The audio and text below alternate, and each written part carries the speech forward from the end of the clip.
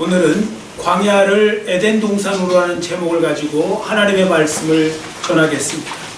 제가 이렇게 본문 말씀을 정한 이유는 지금 이 시대가 광야 시대의 한복판에 있다는 그런 생각이 강하게 들었기 때문입니다. 실제로 지금 이 시대는요, 세계적으로 봐도 광야 같은 시기를 보내고 있고, 또 그 다음에 우리나라도 광야와 같은 시기를 지금 보내고 있고, 특히 또 한국교회도 광야와 같은 시기를 보내고 있고, 또 예수님을 믿는 성도들 중에도 많은 분들은 지금 광야의 한복판에서 광야의 시기를 보내는 분들도 있습니다. 그러나 분명히 아셔야 될 건 무엇인가 하면요, 하나님이 여러분과 저에게 원하시는 것, 하나님이 우리에게 원하시는 최종 목적지는 절대로 광야가 아니라는 것입니다. 하나님이 우리에게 원하시는 최종 목적지는 광야 건너편, 광야를 지난 다음에 나오는 가나안 땅입니다. 젖과 꿀이 흐르는 가나안 땅, 오늘 본문 말씀으로 말하면 에덴 동산과 같은 곳, 바로 거기입니다. 그러므로 성도들은 이 말씀을 마음에 잘 새기시고요, 광야의 시간을 잘 견뎌 나가셔야 됩니다. 광야의 시간이 아니면 다행이지만 일단 광야의 시간으로 딱 들어오잖아요. 그러면 여러분들 그 광야의 시간을 잘 견뎌 나가는 것이 중요합니다. 더 나아가 어떻게 광야의 그럼 삶을 그럼 에덴 동산의 그럼 삶으로 만들 수 있는가, 이제 그 부분까지 우리가 보려고 하는데, 자, 이 시간에 이제 그 내용을 중심으로 해서, 그 주제를 중심으로 해서 말씀을 보도록 하겠습니다.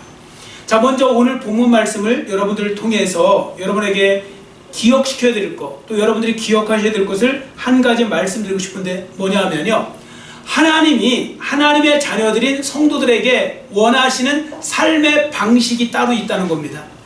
그러니까 하나님께서 일반 성도들에게, 또 우리 하나님의 자녀들에게 원하시는 삶의 방식이 있는데 그것이 무엇인가 하면요, 가나안에 들어가기에 앞서 먼저 광야의 그 시간을 보내게 하신다는 겁니다.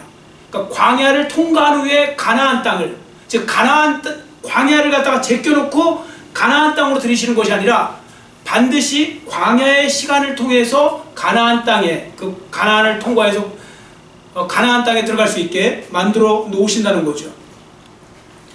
여러분, 사람 잘 생각해 보세요. 인생의 광야를 다 경험하지 않습니까?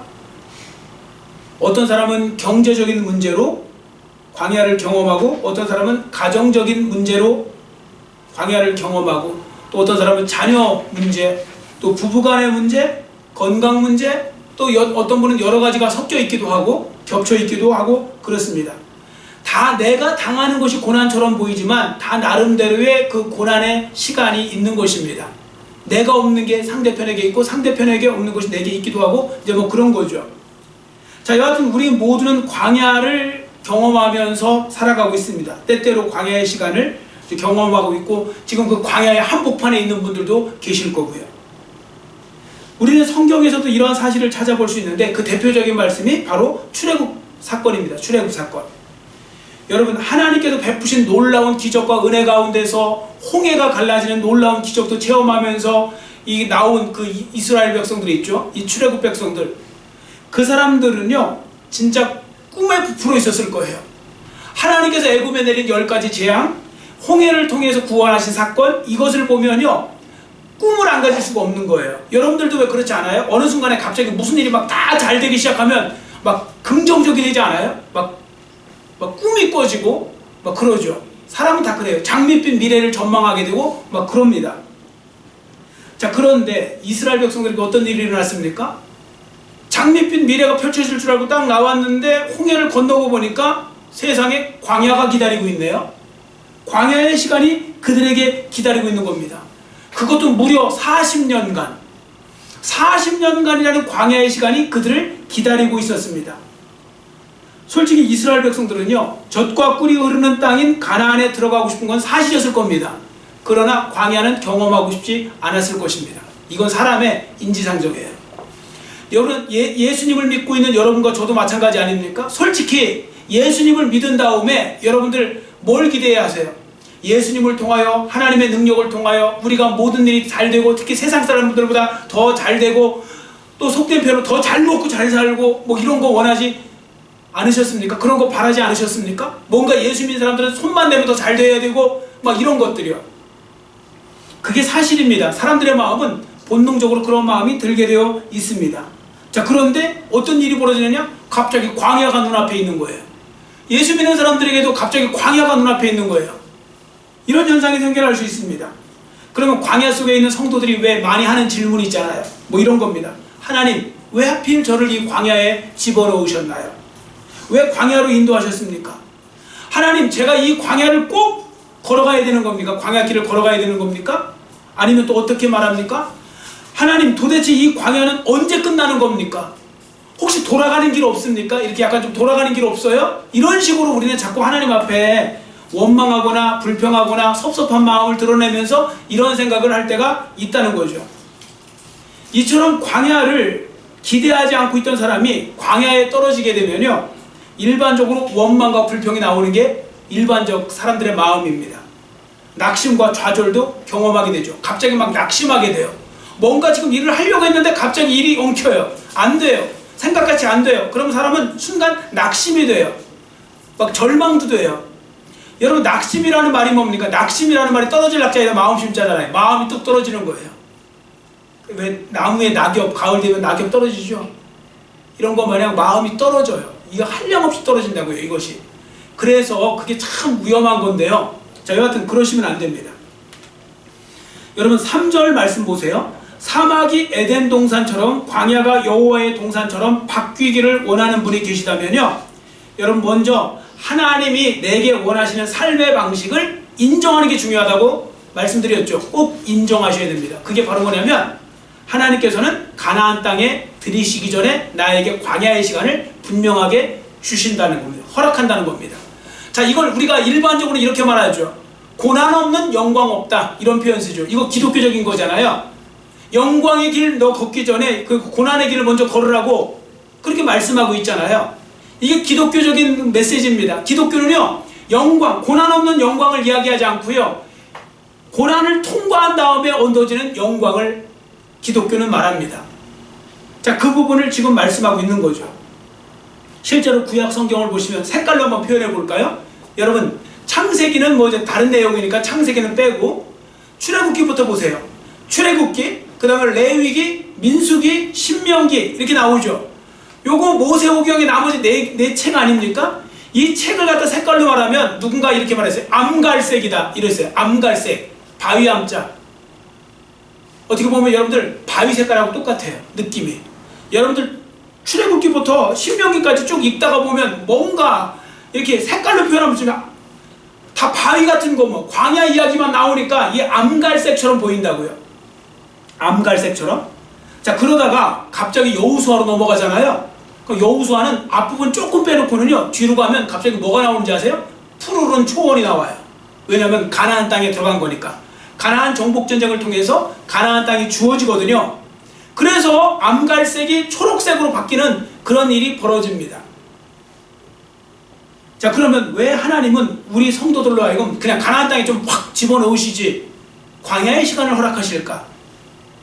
광야의 시간을 허락하시는 이유, 적어도 두 가지를 제가 말씀드릴 수 있는데, 첫 번째는 뭐냐면 하나님께서 이 광야의 시간을 통해서요, 겸손을 훈련시키세요. 그리고 성도다운 성도로 만들어 가시는 거예요. 겸손을 훈련시키신다. 자, 신명기 8장 2절 앞에 보시고 같이 큰 소리로 우리 읽겠습니다. 내 하나님 여호와께서 이 40년 동안에 내게 광야길을 걷게 하신 것을 기억하라. 이는 너를 낮추시며 너를 시험하사 내 마음이 어떠한지 그 명령을 지키는지 지키지 않는지 알려 하심이라. 아멘. 자, 여기 분명히 나오죠. 40년 동안 왜 하나님께서 광야길을 인도하셨어요? 첫 번째, 너를 낮추시며 겸손하게 하기 위해서. 하나님은 우리로 하여금 겸손하게 하기 위해서 때로는 우리로 하여금 광야의 시간을 보내게 할 때가 있습니다. 그래서 이렇게 말하는 분 있죠. 저는 교만해질 수가 없어요. 교만만 조금 해지려고 뭐가 조금 좀 자랑하려고 그러면 갑자기 일이 엉켜버려요. 이런 게 바로 하나님이 사랑하신다는 증거예요. 겸손하게 만드시는 거예요. 겸손의 훈련. 자, 그리고 또 한 가지는 뭐합니까? 우리를 시험해서 하나님 말씀대로 그 명령을 지키는지 안 지키는지 알려 하심이라고 했습니다. 여러분, 고난의 순간에 어떻게 반응하는지를 보면 그 사람의 진짜 모습이 나타나요. 뭔가 잘 될 때는요, 그 사람의 진짜 모습이 아닐 확률이 되게 높아요. 뭐만 척을 많이 해요. 사람은 뭐 잘 되면요, 겸손한 척도 할 수 있고, 뭐 이렇게 담대한 척도 할 수 있고, 믿음 되게 좋은 척도 할 수 있고 막 그래요. 그런데요, 이건 진짜 알 수가 없어요. 근데 갑자기 고난이 딱 오잖아요. 그때 어떻게 반응하는가, 그 사람을 보면 그 사람의 믿음이 진짜 있는 건지, 이 사람이 진짜 겸손한 사람인지, 이 사람이 착한 사람인지 다 드러나요. 그래서 고난은 어떻게 보면 그 사람이 누구인지를 잘 드러내는 시금석이 돼요. 자, 그래서 여러분, 하나님은 그렇게 우리를 어떻게 보면 인도하시는 겁니다. 광야길로. 자, 그 다음에 하나님이 우리를 광야길로 인도하시는 이유는 영광을 영광으로, 복을 복으로 알게 하기 위해서요. 영광을 영광으로, 복을 복으로 알게 하기 위해서. 근데 여러분, 이거 당연한 말씀인 것이요, 제가 보면요, 인간처럼 어리석은 존재가 별로 없어요. 되게 똑똑한 척 많이 하잖아요. 뭐 잘 배운 사람이든 어쨌든 뭐 똑똑한 척 많이 하는데 정말로 인간처럼 이렇게 어리석은 존재가 별로 없어요. 제가 볼 때는. 왜 그런가 하면 인간은요, 잃은 다음에 앓을 때가 많아요. 잃어본 다음에. 여러분, 건강할 때 그렇죠. 건강이 중요합니까, 안 중요합니까? 중요하죠. 건강 소중합니다. 입으로 이렇게 말씀을 하시잖아요. 그러나 진짜는 못 느껴요. 언제 느끼는지 아세요? 아픈 다음에 느껴요. 정말 아프면요, 와, 그 건강한 게 얼마나 행복한 건지 그게 막 느껴지는 거죠. 아픈 다음에 느껴져요. 아픈 다음에. 그래서 재밌는 거 제가 말씀드렸잖아요. 감사원금은 건강한 사람이 감사원금 해야 되거든요. 건강감사원금. 근데 아픈 사람이 해버려요. 건강감사원금. 그때서 깨달아지는 거예요. 내가 평상시에 지금까지 그 건강하게 사는 것이 얼마나 행복한 것인지를 알게 되는 거죠. 여러분, 우리 그런 거 있잖아요. 지금 온 세계 사람들이 동시에 겪게 된 거 있죠. 코로나.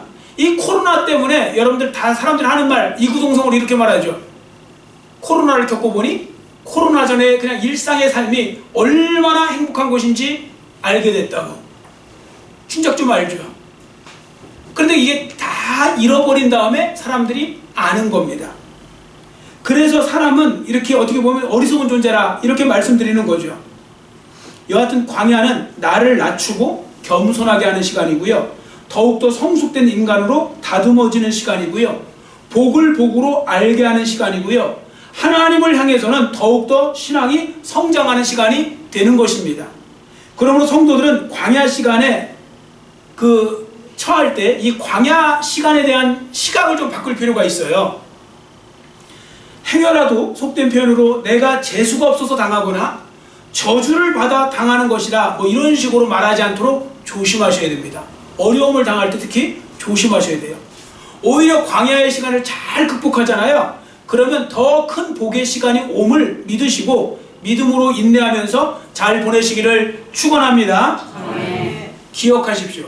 암갈색의 출애굽기, 레위기, 민수기, 신명기를 지나면 여호수아 시대가 보여주는 이 푸른색의 광야의 그 푸른색의 광야가 끝난 시간, 즉 적과 꿀이 흐르는 가나안의 시간이 온다는 것. 그렇기 때문에 이 광야의 시간은 반드시 끝난다는 걸 여러분들 잊으시면 안 돼요. 그런데 이게 쉽지가 않은 것이, 사람들은요, 고난 속에 딱 빠지잖아요. 이런 어떤 슬럼프에 빠지고 고난 속에 빠지고 어려움에 빠지고 빠지다 보면요, 이게 안 끝날 것처럼 보이는 거예요. 그래서 안 끝날 것처럼 보이니까 거기서 중단해버려요. 대개는 중단하니까 하나님도 역사할 시간이 없는 거예요. 여러분, 포기만 하지 않으시잖아요. 언제든 또 기회는 오고요, 언제든지 또 좋은 날이 오고요, 언제든지 또 푸르른 날이 오고 그런 것입니다. 그러니까 이건 어쩔 수 없는, 어떻게 보면 하나님이 원하시는 삶의 방식이니까 그런 거죠. 저도 개인적으로 제가 말씀을 드리면요, 제 목회 인생을 가만히 생각해 보면 항상 선고난 후 영광이었어요. 하나님은 고난을 주신 다음에 그 다음 걸 맡게 하셨고, 고난을 주신 다음에 그 다음 걸 맡게 하시고, 고난을 주신 다음에 그 다음 걸 맡게 하셨어요. 벌써 제가 3번의 터닝 포인트를 3번을 가졌는데 그때마다 제가 포기했으면 어떻게 됐겠어요? 저는 이 자리에 없는 거예요. 근데 그 고난 속에서 참고 견디면 또 좋은 날이 오고, 또 고난 속에 참고 견디면 또 좋은 날이 오고, 이렇게 되더라고요. 그래서 하나님은 그렇게 함으로 저같이 교만한 사람을 낮추시기도 하고, 그리고 이게 은혜라는 걸 알게 하시고 깨닫게 하시고, 그리고 더 감사함으로 할 수 있도록. 여러분이 믿으시든 안 믿으시든 상관없어요. 저는 진짜 목회 지금까지 감사함으로 할 때가 거의 대부분이었어요. 안 믿어주시나요? 믿어주시나 안 믿어주시나 잘 모르겠어요. 예. 좀 이렇게 말씀하시면 웃기도 하고 그러세요. 특히 연세 드신 분들은 더 많이 웃으셔야 돼요. 어떤 분이 그러시더라고요. 연세 드신 분들이 안 웃으면 화난 것 같다고. 얼굴에 주름살이 많고 뭔가 계속 이렇게 막 이렇게 뭔가 다 내려앉는 막 그런 피부를 갖고 있는데 웃으셔야 그나마 이쁘지 안 웃으면 다 싸우는 것 같고 뭐 그렇대요. 여하튼 중요한 건 제가 말씀드리는 건 뭐냐면 그런 터닝 포인트가 있어요. 근데 그때 잘 버티는 게 되게 중요한 겁니다. 잘 버티고 나잖아요. 그럼 또 기회가 와요. 그러니까 버티는 자에게 기회가 오는 거지 내가 그냥 포기해버리면 올 것도 알아요. 그런 이야기를 지금 말씀하고 있는 겁니다. 자, 두 번째, 그럼 광야가 에덴 동산 같이 되는 축복을 누리려면 어떻게 해야 되느냐? 내가 성도들이 광야 속에 사는 양이라는 걸 기억하실 필요가 있어요. 광야 속에서 사는 양. 여러분 뉴질랜드 가보신 분들, 호주 가보신 분들 여러분들 아시겠지만 거기 보면 정말 양들이요 푸른 초장에서 풀 먹고 살아요. 야, 나도 양이 되고 싶다 싶을 정도로 그렇게 살아요. 울타리가 경계선이 정확하게 쳐져 있고요. 거기에 정말 푸른 초장이 있어요. 목자가 필요 없어요. 그 양이. 왜? 위험할 일이 없어요. 굶어 죽을 일도 없어요. 배가 터져 죽으면 몰라도 굶어 죽을 일이 없어요. 그러한 양들이 사는 곳이 있어요. 그럼 이스라엘 양은 그게 아니에요. 이스라엘 양은 정말 척박하게 살아요. 광야 속에 살기 때문에요. 그래서 제가 리얼하게 극명하게 비교하기 위해서 제가 사진을 준비했습니다. 자, 위에가 뉴질랜드 양 사진이에요. 아래가 지금 저기 그 이스라엘의 그 광야 쪽에 있는 그 어떻게 보면 양이 사는 곳이에요. 위에는 넘치죠. 다 푸르죠. 밑에 보세요. 암갈색이죠 정말 저거. 그래서요 정말 간간히 먹고 사는 게 이스라엘 양들이고요. 실컷 먹고 사는 게 뉴질랜드 양이거든요. 그럼 성경에서 말하는 양이 뭔 양을 말하는 거냐? 바로 이스라엘 양, 저 양을 말하는 겁니다. 여러분과 제가 바로 저 양이라는 겁니다. 아래쪽. 그렇기 때문에 우리에게는 뭐가 필요해요? 목자가 필요한 것입니다. 목자가 없으면 살 수가 없어요. 저기는 무슨 경계선이 있는 것도 아니고 울타리가 있는 것도 아니고 짐승들도 있고요. 그렇기 때문에 목자가 반드시 필요하고 저 양들이 풀 있는 곳을 찾아갈 수가 없어요. 목자가 인도해 가는 겁니다. 그래서 목자 따라서 가는 거고요. 그래서 저 성경의 양들이 저런 모습을 보이기 때문에 시편 23편이 나온 거 아닙니까? 여호와는 나의 목자시니 내가 부족함이 없으리로다. 양들한테는요 다른 거 다 있어도 목자가 없어버리면 저 이스라엘 양은 죽은 목숨이나 마찬가지예요. 그러나 다른 거 다 없어도 목자만 있으면 그 양들은 안전함을 누릴 수가 있는 거죠. 여러분 우리는 뉴질랜드 양이 아니라는 걸 아셔야 돼요. 우리는 인생의 광야 속에 살아갈 때 우리는 이스라엘 양처럼 목자가 필요한데 그 목자가 바로 누구시냐? 바로 예수 그리스도. 우리 하나님 아버지가 목자가 되시는 줄 믿습니다. 아멘. 그래서 여호와는 나의 목자시니 내가 부족함이 없으리로다. 그러면서 실제 목자를 잘 따라가잖아요. 그럼 저 밑에 양들을 자세히 보세요. 저 양들이 그럼 굶어 죽어야 되잖아요. 안 죽어요. 저 양들도 잘 살아요. 왜 잘 사냐면 목자를 힘입어서 잘 사는 거예요. 우리가 예수 믿는 사람들이 그런 겁니다. 우리는 예수님을 통하여 잘 살아야 돼요. 세상 사람들하고 똑같은 방식으로 살면 안 돼요. 우리는 예수님을 믿는 믿음을 가지고 잘 살아나가셔야 됩니다. 예수님을 목자로 우리가 모시고 살아가는 거죠. 그래서 예수님을 믿는 성도들은 자기 자신이 반드시 목자가 필요한 양이라는 것을 기억하실 필요가 있는 것입니다. 왜냐하면 쉬거나 좋으나 우리는 어차피 광야의 시간을 보내야 되니까요. 지금도 보내고 있는 분들도 계실 거고요. 그러므로 이 부분에 있어서 성도들이 또 함께 기억해야 할 것 한 가지를 또 말씀드리고 싶은데요. 그게 뭐냐면 하나님이 때때로 우리를 광야의 시간으로 광야의 길로 인도하시잖아요. 그러면서 하나님께서 우리를 내버려 두시는 게 아니에요. 그곳에 함께 계세요. 뉴질랜드 양은요 목자가 필요 없어요. 그냥 목자는 딴 데 가서 놀고 있으면 돼요. 자기들끼리 알아서 잘 살아요. 근데 이스라엘 양은 목자가 반드시 있어야 됩니다. 그런데 그 진짜로 하나님께서는 그렇게 우리를 인도해 가신다는 거예요. 여러분들 마태복음 28장 20절부터 쭉 보시면 그 뒤에 맨 마지막 절에는 뭐라고 말씀하고 있습니까? 보라, 세상 끝날까지 내가 너희와 항상 함께 있으리라. 여러분 자신에게 적용시켜 보시기를 바랍니다. 여러분 혼자가 된 적은 없어요. 항상 주님이 함께 계시는 줄 믿습니다. 하나님이 나와 항상 함께 해주시는 거예요. 때로 사망의 음침한 골짜기를 갔을지라도 거기서도 항상 함께 해주시는 하나님이신 거고요. 우리 주님이 되시는 겁니다. 자, 그래서 신명기 1장 31절에 이렇게 말씀합니다. 앞에 보시고 같이 읽습니다. 광야에서도 너희가 당하였거니와 사람이 자기의 아들을 안는 것 같이 너희의 하나님 여호와께서 너희가 걸어온 길에서 너희를 안으사 이곳까지 이르게 하셨느니라 하나. 아멘. 자, 여기에 보시면 하나님께서 안으사 인도하셨대요. 여러분 인생을 잘 돌아보세요. 여러분의 인생을 지금까지 뒤돌아 한번 보세요.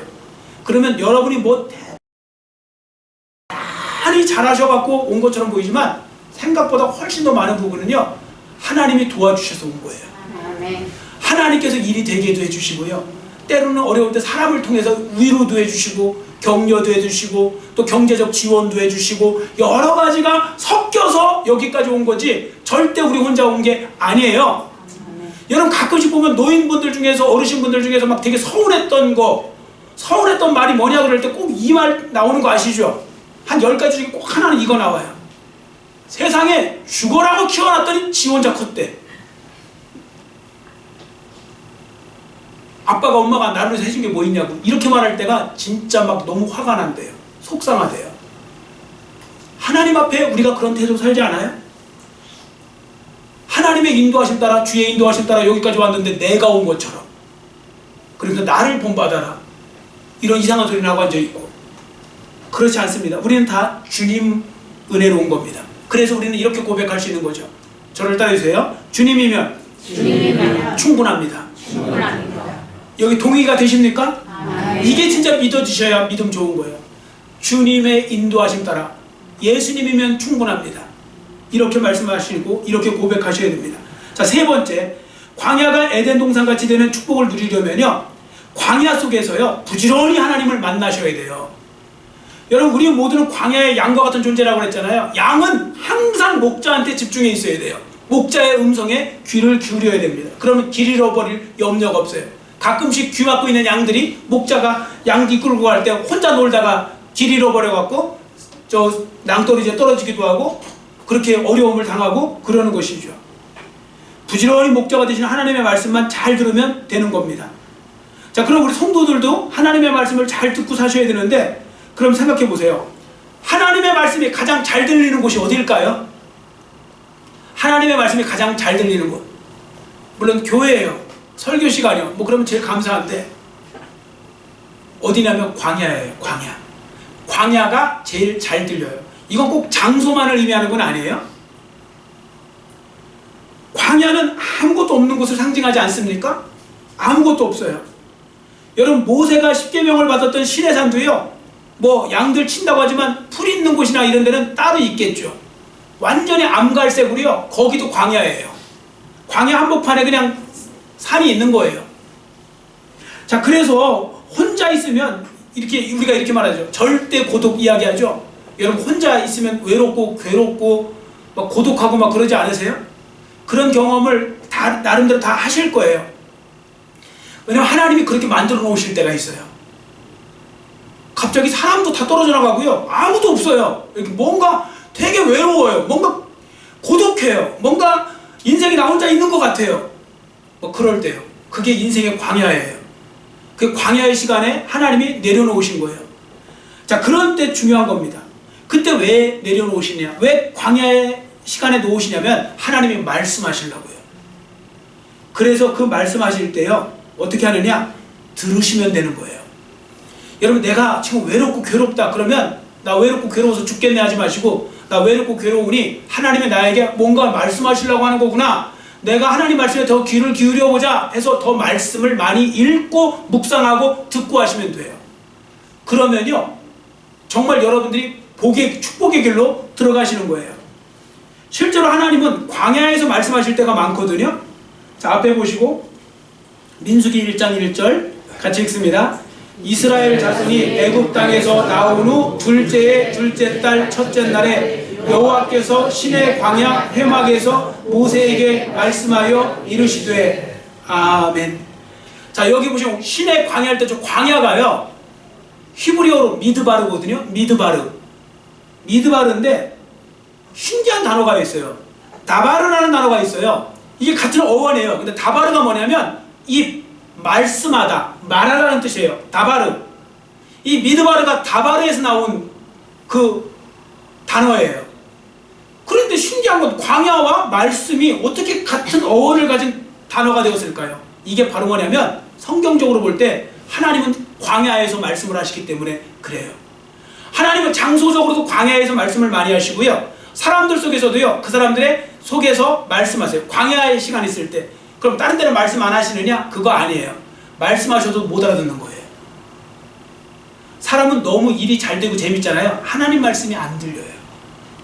여러분 너무 바쁘고 그러잖아요. 하나님 말씀이 안 들려요. 그래서 열심히 일하고 열심히 바쁜 사람도 좋은데 하나님과의 그 교제하는 시간을 가지라고 하잖아요. 만들기라도 하라고 하잖아요.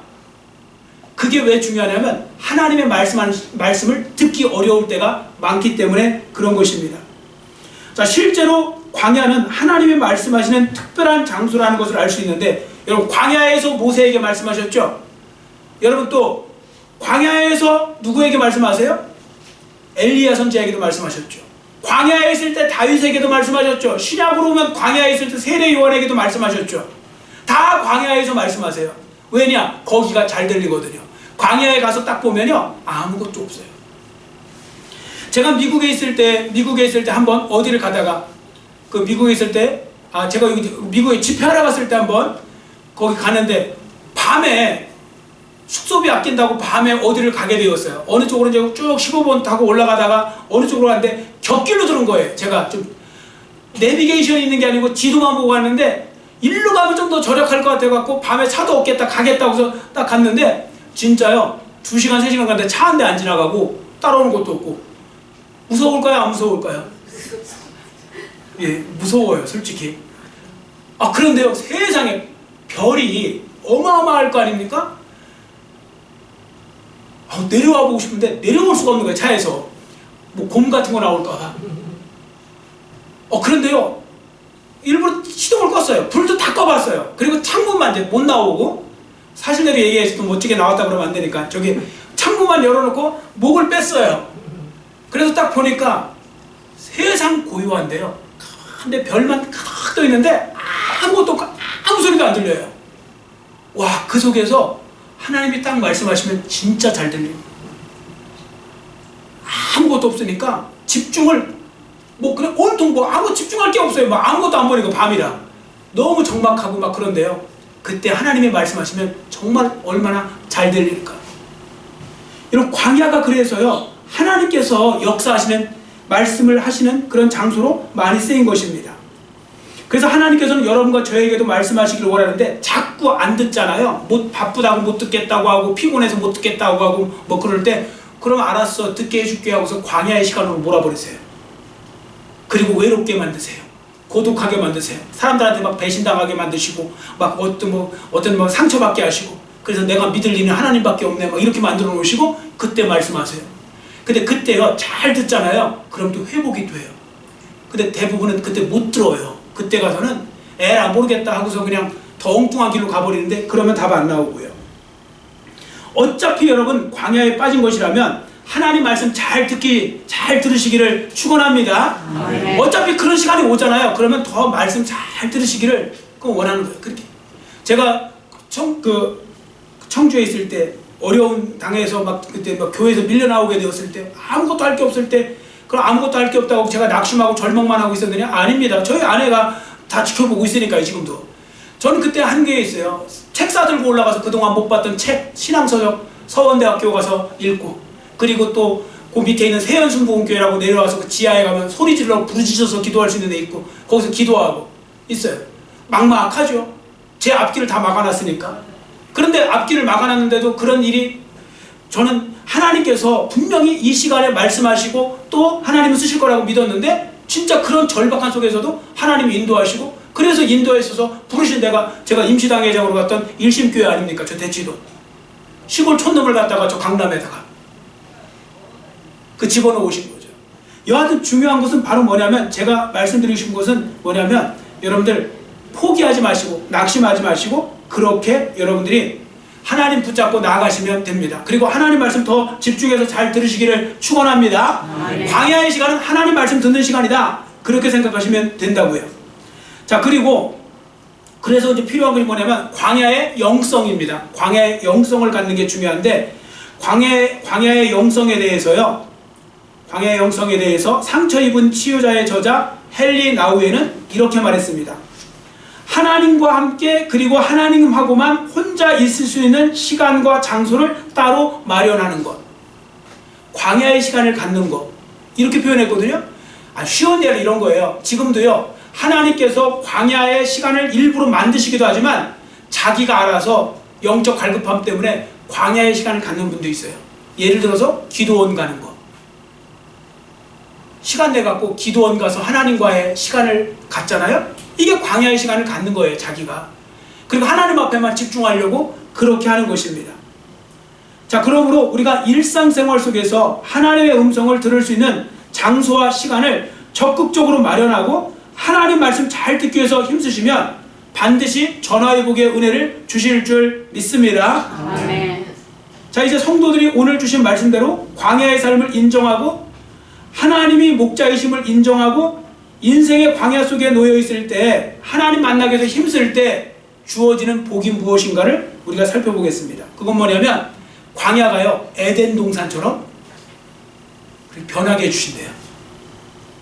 자, 그 부분을 오늘 본문을 통해 말씀하시는데 2절을 우리 한번 같이 읽겠습니다. 2절 말씀 같이 읽습니다. 너희의 조상 아브라함과 너희를 낳은 사라를 생각하여 보라. 아브라함이 혼자 있을 때에 내가 그를 부르고 그에게 복을 주어 창성하게 하였느니라. 아멘. 여러분, 이 말씀을 갑자기 왜 아브라함 말씀을 하셨는가를 아시면 이사야 선지자가 하나님 앞에 예언을 하나님 예언을 하라고 하신 게 있어요. 그게 뭐냐면 남유다 백성들이 하나님 앞에 죄짓고 살다가 결국은 포로로 잡혀가게 된다. 어디로요? 바벨론이라는 제국으로 포로로 잡혀가요. 그럼 사람이 포로로 잡혀가 살다가 1년 살고 2년 살다 보면 이제는 나는 포로로 살다가 끝나는구나 하고서 절망할 거 아닙니까? 하나님께서는요 이사야 선지자, 예레미야 선지자 같은 사람을 통하여서 말씀하시는 거예요. 그것이 끝이 아니다. 너희들이 거기서 정신 차리고 거기서라도 하나님을 붙잡고 믿음 생활 잘하고 하나님 잘 섬기면 반드시 회복의 날이 올 거다. 전제 조건으로 하신 거예요. 그래서 예레미야에게는 70년 만에 회복될 거라는 말씀도 하신 겁니다. 그러면서 왜 그럼 아브라함 이야기를 하셨느냐? 아브라함도 불가능한 상황 속에서 기적을 봤거든요. 100세에 90세에 아들 이삭을 낳는다는 거 불가능한 이야기인데 실제로 그렇게 낳게 해주셨죠. 그래서 온 천하에 믿음의 후손들이 하늘의 별처럼 바닷가의 모래처럼 많게 해주셨다. 이제 그것을 우리가 잘 알고 있지 않아요? 그것처럼 지금 유다 백성들도 마찬가지라는 겁니다. 이제 포로로 잡혀가지만 거기서 절망하지 말래요. 더 하나님 붙잡고 그럴수록 더 믿음 생활 잘하고 자리 잘 지키고 하면 하나님께서 반드시 좋은 날 오게 해주시겠다. 그 말씀입니다. 여러분, 지금 우리 삶하고 똑같은 거 아니에요? 지금 한국교회 삶하고 똑같은 거 아닙니까? 지금 한국교회 많은 교회들이 지금 어렵고 힘든 거 맞아요. 우리 교회도 마찬가지고요. 우리 교회도 보면 알아요. 그런데 여러분, 여기서 해야 될 건요, 우리가 원망하고 불평하고 뭐하고 이거하고 저거하고 할 거 없어요. 낙심할 필요도 없고 좌절할 필요도 없고 절망할 필요도 없고 그런 거예요. 그냥 우리가 해야 될 일은 바로 뭐냐면 하나님 말씀대로 순종해서 이럴 때일수록 더 우리가 정신 차리고 하나님 말씀 듣기 위해서 힘쓰고 예배에 힘쓰고 쭉 나가잖아요. 그럼 하나님께서 또 때가 되면 하나님께서 하나님의 은혜를 부어주신다는 거죠. 이미 우리는 겪어봤잖아요. 하나님께서 우리 얼마나 사랑해 주시고 어떻게 인도해 주신 거 알잖아요. 이걸 보고서도 또 못 믿고 그러면 답이 안 나오는 거예요. 여러분, 하나님은요, 여러분들 지금 많은 분들이 지금 교회를 옮기고 뭐 이렇게 했다고 걱정할 거 없어요. 하나님은 필요하시면 또 새로운 영웅을 통하여 새로운 영혼들을 불러주시는 거고 하나님께서 세우시는 거고 그렇게 나아가시는 거죠. 그러니까 중요한 건 저 자신부터 이렇게 흔들리지 않는 것이 중요한 거예요. 그래서 제가 사실 더 많이 웃으시라고도 말씀드리는 거예요. 예를 들어 이렇게 목사님 주위를 둘러보세요. 웃을 일 있어야 웃죠. 이런 헛소리 하지 마시고요. 이런 믿음 없는 소리 하지 마시고요. 먼저 웃어야 웃을 일도 생겨나는 것인 줄 믿습니다. 아멘. 네, 하나님은 하나님의 일을 이뤄나가실 거예요. 중요한 건 흔들리지 않는 게 중요한 거예요. 바벨론에 가서 70년간 포로 생활했어도요, 포로로 살았어도 그들은 흔들리지 않았어요. 그랬더니 하나님께서 진짜 70년 만에 놀라운 역사를 통해서 포로 귀환이라는 그 기적과 스룹바벨 성전을 다시 세울 수 있는 은혜도 주신 거죠. 40년을 이스라엘 백성들은 돌았지만 결국 하나님은 가나안 땅에 집어넣으셨죠. 그렇기 때문에 우리가 함부로 판단할 것이 아닙니다. 오히려 우리는 그 믿음을 가지고 살아가는 것이 중요한데요. 자, 그러면 여기서 중요한 거, 그럼 어떻게 하면 그 광야가 에덴 동산처럼 될 수 있을까? 비만 오면 돼요. 비. 여러분들 그거 아셔야 돼요. 사막이 땅이 나쁜 게 아니에요. 자꾸 어떤 분들은 사막을 보고 쓸모없는 땅 하는데 무슨 의미인지는 알겠는데, 사막이 쓸모없는 땅은 아니에요. 땅 자체는요 일반 땅보다 더 좋아요. 왜냐면 식물이 안 자라봐갖고요 거기 영양분이 그대로 다 있는 거예요. 근데 뭐가 문제냐? 비가 안 와서 문제인 거예요. 그래서 지금도 사하라 사막에 비만 충분히 와주면 미국의 캔자스 지방에 있는 그 엄청난 곡창지대, 그런 것보다 훨씬 더 많은 그런 어떻게 푸르른 곡식이 자랄 수 있는 그런 곳으로 바뀐대잖아요. 단지 비가 안 오는 것 뿐이에요. 그런데 바로 영적으로 메말라 있는 분들이 하나님 말씀에 순종해서 진짜 믿음으로 하나님을 간절히 바라고 하나님의 말씀을 듣고 그 말씀대로 순종해 나가면 하나님께서 그 광야와 같은, 그리고 어떻게 메말라 있는 그 영혼에게 은혜의 담비를 부어주시면 하나님의 역사가 일어나고 푸르른 열매를 맺을 수 있고 에덴 동산과 같은 곳으로 만들어주신다, 그 말씀인 거죠. 자, 그래서 신명기 28장 12절은 이렇게 말씀합니다. 신명기 28장 12절에 보시면 여호와께서 너를 위하여 하늘의 아름다운 복을 여시사 내 땅에 때를 따라 비를 내리시고 내 손으로 하는 모든 일에 복을 주시리니 내가 많은 민족에게 꾸어줄지라도 너는 꾸지 아니할 것이요. 이렇게 말씀하고 있습니다. 신명기는 순종장으로 유명한 장이잖아요. 또 유명한 말씀이 신명기잖아요. 순종하면 하나님께서 복된 소낙비를 내려주시겠다, 은혜의 담비를 내려주시겠다는 것입니다. 그래서 광야 속에 살아가고 있는 우리 모두가 정말로 해야 될 일은 더 간절히 그리고 더 열심히 주님을 찾고 주님 말씀 듣고 주님께 기도해야 되는 겁니다. 개인적으로도 마찬가지고요. 여러분들 광야 속에 있다 싶으면 주님 만나는 데 더 힘을 기울이세요.